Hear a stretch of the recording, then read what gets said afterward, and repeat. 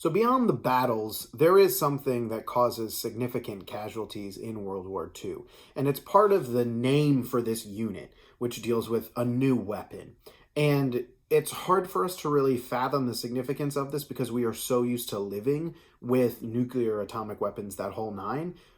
There was a reality where that didn't exist, and the creation of it is going to drastically shape how people view the world and how they interact on a global scale. So, as the war in Europe is ending, Hitler is going to commit suicide on April 30th, as you see the closing in of both the American and British armies on one side and then the Soviet army on the other.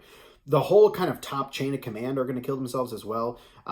Joseph Goebbels and his wife kill their several children and then kill themselves. Yeah, a really dark close to a very dark time period.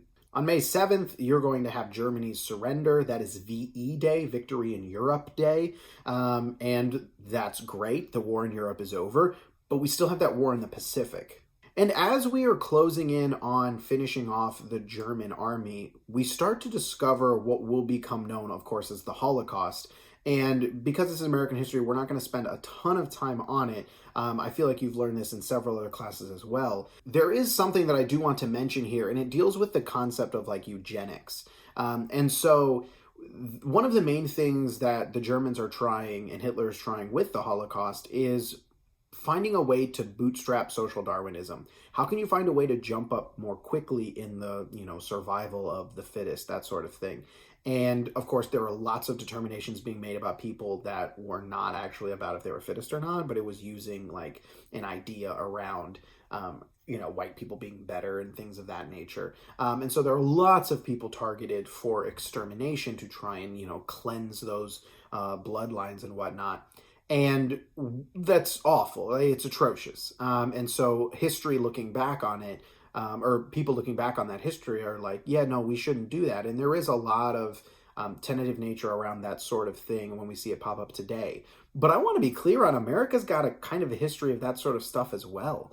We have a long history of experimenting on particularly people of color and giving them syphilis and then trying to just not even giving them ways to cure it, but just kind of watching what happens, like really, really kind of dark stuff. And there is history of there's a big eugenics conference in California that members of the Nazi Party come to watch and be like, oh, dang, America's really got their eugenics stuff together. And it's when we see the Holocaust that America's going to be like, nope. No, cover that up. This is bad. We're not doing this anymore. But you are going to see that kind of be the ending of an acceptance around this forced sterilizations that America will do, and all sorts of things like that. North Carolina has a history of this as well. If you want to look that up, it's not great.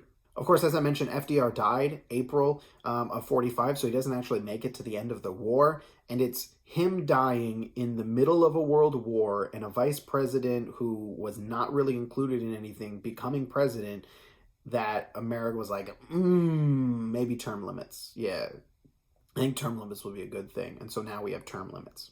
Of course, something FDR had created was the Manhattan Project. And so this is going to be that hunt for this atomic weapon, this super weapon that can do something no other weapon could. This is a top secret program. It was divided up into many different parts. And so it was reasonable that some people at some places knew only about what was going on at their place, but not others. But you do have some main people. J. Robert Oppenheimer is known as the father of the atomic bomb. There's a name you should know.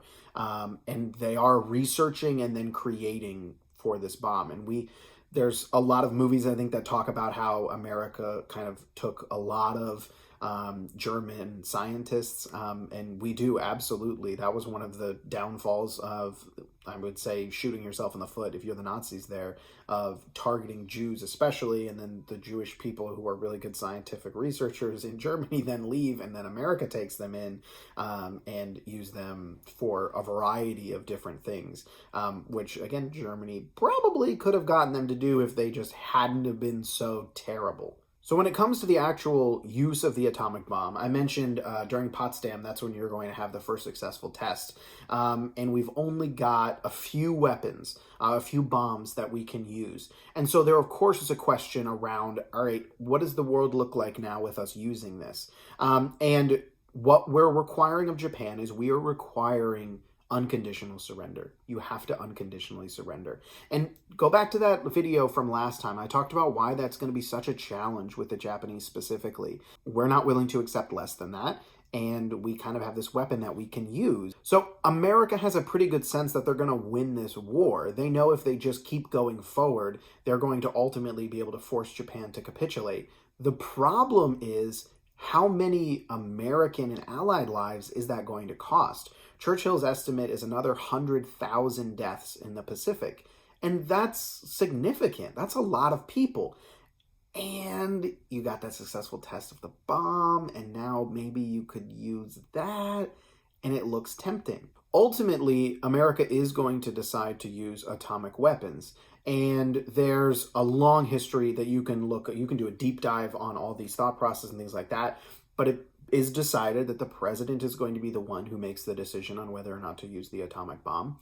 And we target, we put on a list cities that are industrial capacity, like they're important for the war effort.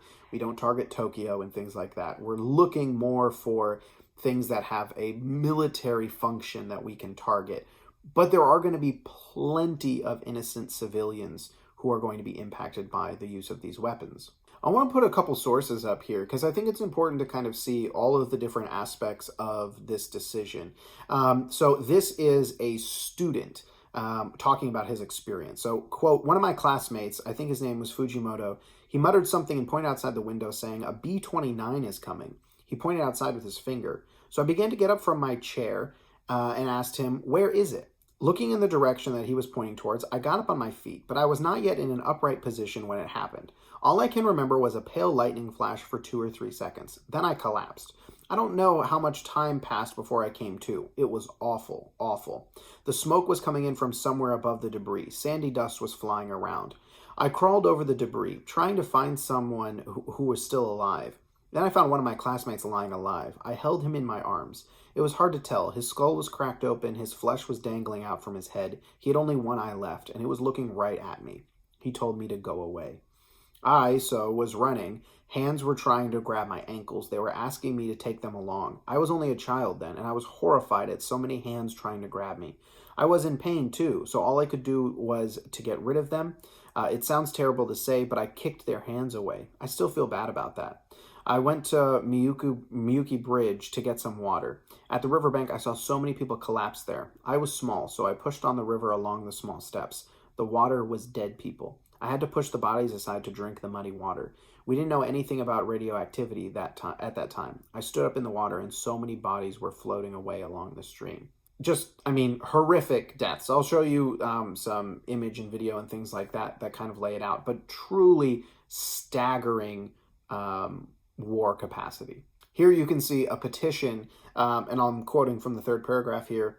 We, the undersigned, respectfully petition first that you exercise your power as Commander-in-Chief to rule that the U.S. shall not resort to the use of atomic weapons in this war unless the terms which will be imposed upon Japan have been made public in detail, and Japan, knowing these terms, has refused to surrender. Second, that in such an event, the question whether or not to use atomic bombs be decided by you in light of the considerations presented in this petition, and as well as the other moral responsibilities which are involved. There is a significant question around what morally is the right call to make. And America is going to drop leaflets on impacted areas, and we are going to threaten, albeit vaguely or not specifically, that something terrible is coming if you don't surrender. But it is important to keep in mind, no one really knew of this. We know of atomic weapons, and so we're like, oh, okay, sure, that's an option. But that's not what people in Japan knew. And so America had been doing firebombing campaigns for a long time in Japan. And so the notion that if you don't surrender, America's going to hurt you, that was already a reality. And so in allusion to a big attack or something, it didn't mean that they were truly aware of what could come with an atomic weapon. Here's from a U.S. Senator. Permit me to respectfully suggest that we cease our efforts to cajole Japan into surrendering in accordance with the Potsdam Declaration. Let us carry the war to them until they beg us to accept the unconditional surrender. The foul attack on Pearl Harbor brought us into war, and I am unable to see any valid reason why we should be so much more considerate and lenient in dealing with Japan than with Germany. You also have that. They attacked us first. They didn't give us heads up or a fair warning or anything like that. So it's only fair that we do this. You have people, I think this kind of shows the spectrum, right? I'm pretty sure if you ask the Japanese child, he would say, no, don't use the atomic bomb. Then you have the middle, you have, hey, maybe give them a heads up. Let's really think deeply about this. It's an option, but let's really be careful. And this center being like, look, I'm tired of being nice and delicate with them. We need to be forceful. And so ultimately, we are going to target Hiroshima and Nagasaki on August 6th and 9th. Japan does not surrender after the first one, and then we drop the second, and that is going to officially bring about the ending of the war in the Pacific. And this is decided by Truman. He's the one who makes that decision to use these weapons. Which is why we talk all the time about electing a president who would be responsible for having the nuclear codes, because that's a responsibility we've given to the president. We also need to keep in mind this is going to set the stage for the Cold War. The idea of we have this really massive weapon that we can use. And one of the things we're going to do with it is we are going to kind of hold it over the Soviet Union because we didn't include them in these conversations. They find out about it when we use it, and they don't have one. And it's going to be that rush to be in competition with each other as they try and get an atomic weapon, and then we try and make bigger ones, and they make bigger ones. That's going to be one of the core problems of the Cold War as well. So you can see in these pictures that I'm going to put up here, just absolute devastation by these atomic weapons. I mean, we're talking huge destruction, and of course, massive loss of life as well. This is something that the world just had not seen before this. Now, in mentioning that, here you can look on this chart and you can see we're a lot more capable now. If you look at the capacity, this is a TNT equivalent in kilotons. The little boy, 15 kilotons, Fat Man 21, and Trident, which is something that we have, and then the SS, which is something that the Soviets, well, Russia, I guess now, has. We're talking much bigger. So, yeah. So as I mentioned, this does end the war in the Pacific. General MacArthur is going to accept the Japanese surrender. It's going to be on the USS Missouri. There will be an unconditional surrender of Japan. One of the things that we look at for the ending of the war in Japan, and we'll talk a little bit about this later, but it's going to be looking at the idea of now that Germany has kind of been destroyed and Japan has kind of been destroyed, what do we do to these vacuums of power? And we'll see this play a factor into the Cold War because we don't want the Soviets to get in there, but they don't want us to get in there. But what are we going to do? The legacy of World War II is, of course, significant. The cost of the war, there's over 50 plus million military and civilian deaths. Some entire European countries are destroyed. The United Nations will be created. This will actually be successful. Unlike the League of Nations, we will join it. This is in October of 1945. The UN will be organized with representatives from 50 nations. And again, we join, unlike when the League of Nations was created. There's also the Nuremberg trials, which are going to try and bring some semblance of justice to the atrocities committed by Nazi Germany. And I think I just saw the other day, we just deported some 90-plus-year-old concentration camp soldier or guard or something over to Germany. And we are going to see a segue from World War II into the Cold War. And so we'll talk a lot more about the Cold War in the next lesson. We'll do a little bit today. But that is some of the significance coming out of it. One of the main things to keep in mind of the legacy of World War II is not only the Cold War, but also America's position in the world. We are going to realize that we need to and we will play a huge factor in the globe. Unlike what we did following World War I, where we retreated. We're not going to retreat from the world stage this time. So, bring to mind anything you know about the Cold War. I'll give you a second. Just kind of think about that. Do a little brainstorming. And while we're not going to deep dive on the Cold War today, we're going to deal with that next time, I do want to kind of talk about the ideologies between them. So, of course, really the Cold War is a showdown between capitalism and communism. So, in talking about these two ideologies, we are focusing on capitalism and communism. Capitalism is a little bit more of what we would see today in America, so this one should probably be a little bit easier. One of the main things of capitalism would be the idea of free markets. And so, what we mean by free markets is we mean that the people, so not the government, are going to be able to control how the economy is functioning. Because, really, at the heart of these, for both of these ideologies, we're talking about how the government impacts the economy. So, one of the factors of capitalism is less restriction or regulation. And of course, that means the business owners get to choose, the customers get to dictate, those sort of things. We don't want the government to step in and kind of control what we do. Let the free market decide.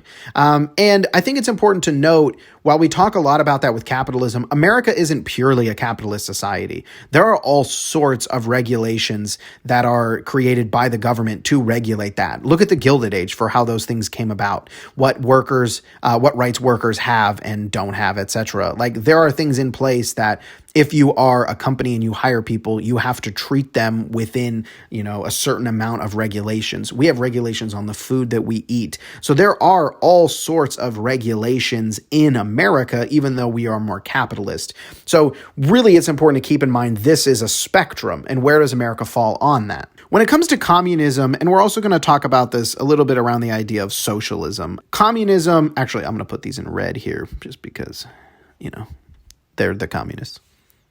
This, of course, is going to be the USSR. They will be our main kind of, antagonists throughout this. And the focus on this is state-controlled economies. I know you love my handwriting. It's very easy for us to kind of talk today. We see the term communist and socialist thrown around all the time for all sorts of different things. And I want to just be really clear on what this truly is. So we need to define something here, and it's the factors of production.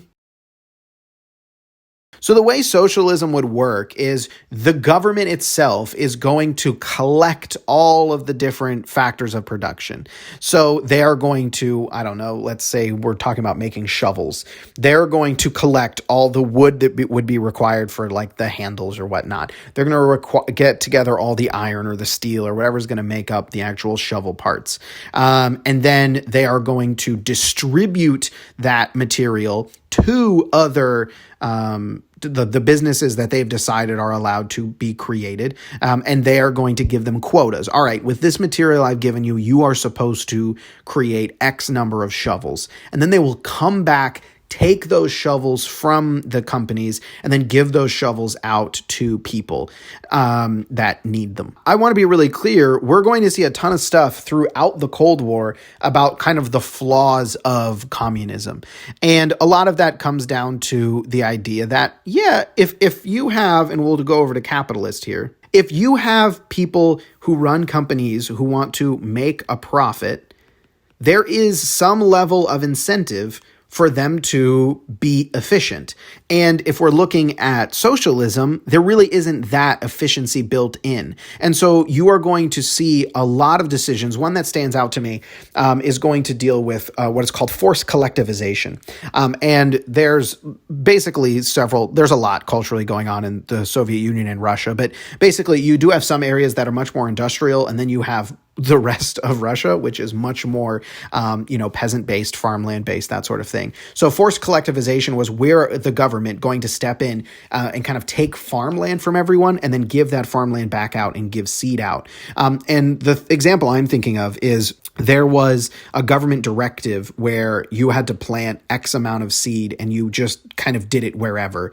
And it is going to lead to tremendously terrible results. You have people sowing seed in like swamps where it's never going to function. And the farmers, they're like, dude, this isn't going to work, but they don't care. The government knows. And so they go through and do this. And you are going to have mass starvation because you just aren't able to be as productive. There are other less extreme examples where you could be on a waiting list for a car or an apartment for years at a time. And so you are going to see a bit more efficiency when it comes to capitalism than communism. But of course, it is important to mention there are places in capitalism where if you could never afford that apartment, it doesn't matter. You're never going to have an apartment. And so there is this question throughout the Cold War of which of these is better.